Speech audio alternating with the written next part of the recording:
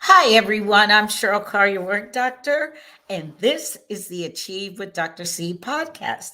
I hope you're having a great Monday. I know I am. It's my anniversary. It's been forever 21 is my hashtag because it's been a year now that I've been a part of the wonderful Alpha Kappa Alpha Sorority Incorporated as an active member and in service to all mankind. It's been a beautiful experience. I'm so glad that I was invited to become a member and went through what we went through. And now here we are a year later, still happy and still proud. So, today, what we're going to talk about today, we're still talking about ease and grace. I'm still getting on as much as I can. There are more pop ups than a regular broadcast simply because I don't have the time to commit to being on the air. And I like doing it live. I don't like the pre recorded. It's not as fun for me because even though I know most people watch the broadcast through, they watch the rebroadcast, I enjoy feeling like I'm talking and it's live. And I don't care if it only two people get on or nobody gets on. I usually average between 1,000 to 2,000 views afterwards. So that makes me happy. And it's international, which also makes me happy. But anyway, talking about ease and grace, I think what I did a couple of weeks ago, I think it was a couple of weeks ago, when I told you we were going to stay on this subject for a while, was I let you know what ease is and what grace is. And I'll do that again. And then I want to start off and make my attorney happy by letting you know these are my opinions. They're well informed and educated opinions, but they are not meant to substitute for any counseling or therapy or seeing a mental health professional or any of that. Even though I can do that, this is not the purpose of this broadcast. This is my way of providing you information because I'm a huge proponent of self coaching. I don't want anyone dependent on me as a coach, as a therapist, as a mental health provider, a mental health services provider. I don't want to create a dependency. That's not how we were created to live. So make sure you take this information. And if you feel a certain way about something, please go to my website, schedule a time to talk, and we can do that in that environment as it's not, this isn't the forum for that. So please don't take this information and my opinion and use it as diagnostic or therapy because that ain't what it is. Okay. So getting back to our subject now that I've done that disclaimer, what we're talking about, ease and grace, I want to get rid of what some people misinterpret those words as, because words matter, not just what's said, but what's meant by what's said. And what ease means is how you move through the events in your life. It's a mindset, it's a movement, it's a behavior. And then we have grace, and grace is how you perform things in ease with love. That's simplest definition that I personally enjoy and like. So those are the ones that I am trying to get across, and hopefully you can adopt them, study them some more for your own. And today, what we're going to talk about is what I'm trying to get across to everyone during this time of year. This is a rough time of year for many of us. Those of us that might be going through grief, those of us that might be going through any type of depression, any level of depression, the pain of being alone or away from family and loved ones for the holidays. And also, there's been a lot of layoffs. We have a lot of health issues. So for me, I am really trying to help people to offer themselves more ease and grace. And one of the ways you can do that is by being gentle with yourself because you're doing the best that you can. Being hard on yourself does not work. It's not even godly. Now, I'm not talking about being able to be resilient or having thick enough skin that you don't react, but you learn how to respond to life. And what being hard on yourself is, it's self criticism. And that self criticism and self talk, that loop of being so rough on yourself, actually shifts your brain to a state of inhibition. It prevents you from taking action to reach your goals. It's not productive. It's not how you were created to be. Nothing and no one should be so hard on you that it breaks you. Now, we'll talk about being broken. There's different levels to it. We'll talk about that at a later time.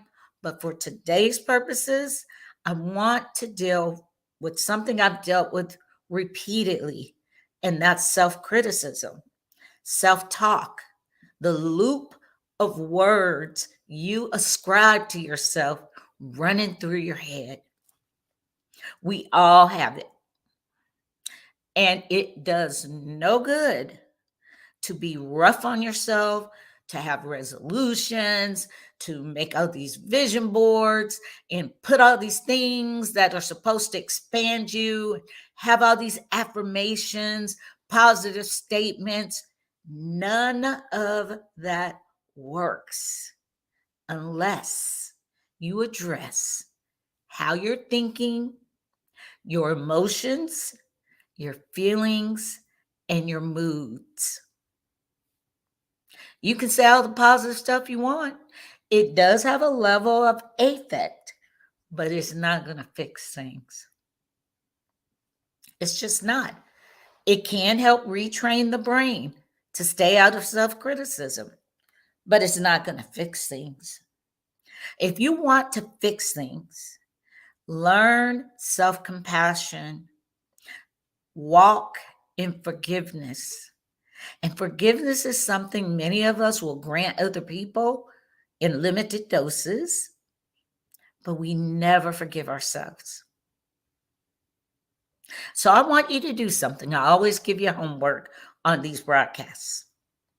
I want you the next several weeks, all the way through the first of 2023, if we're all blessed and God says the same and we make it there, which I pray we all do. Be gentle with yourself.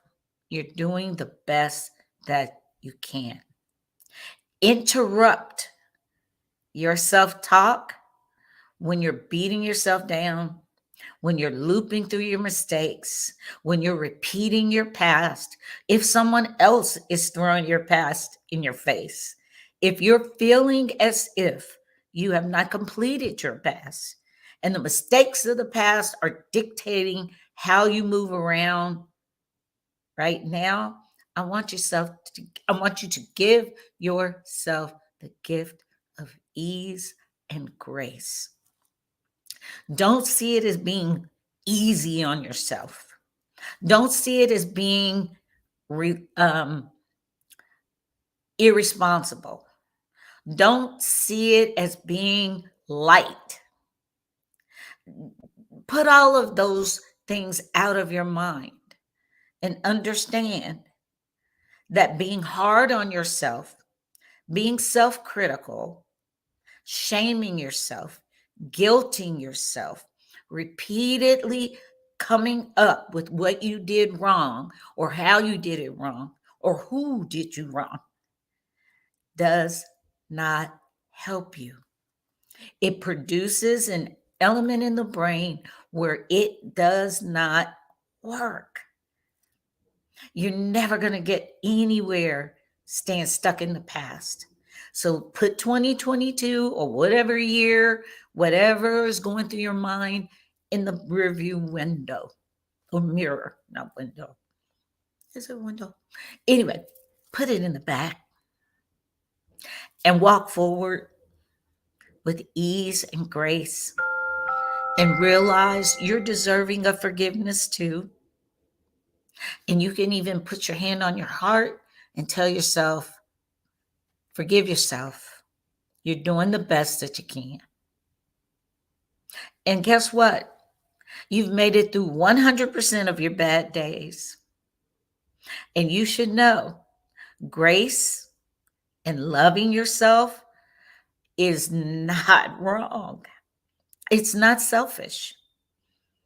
In fact, when I find someone is so hard and critical on other people, when we talk and I repeat some of the things they're saying, we frequently find out they're the hardest on themselves. And perfectionists, they're the most unhappy people on the planet because think about it. When does anything ever go the way you want it to? Rarely do things go according to plan. So, your homework is to interrupt when you are beating yourself up in your mind. Start listening in or listen to how you're speaking about yourself to other people. Put your hand on your heart. The next time you know it's not good and you're being self critical, and tell yourself, I forgive you. Be gentle with yourself. You're doing the best that you can. Take that dose of ease and grace. Join me on the next broadcast where I'm going to keep talking about the subject, coming out with my new book, doing a few webinars, got some international things going on, as well as a very exciting talk webinar that I'm hoping we can open up for dialogue to the public, but it will be in my professional circles. So anyway, have a blessed rest of your time. And if I don't get back on, which during this time I usually will pop on, please make sure you read my posts. I post a lot of information that can help you if you're having a rough time right now during these holidays. But I want to wish you and yours from Dr. Cheryl Carr, LLC, and the Achieve with Dr. C Foundation the merriest of Christmases and happiest of New Years. That's my wish for you. Ease and grace. God bless. I'll see you next time. Bye.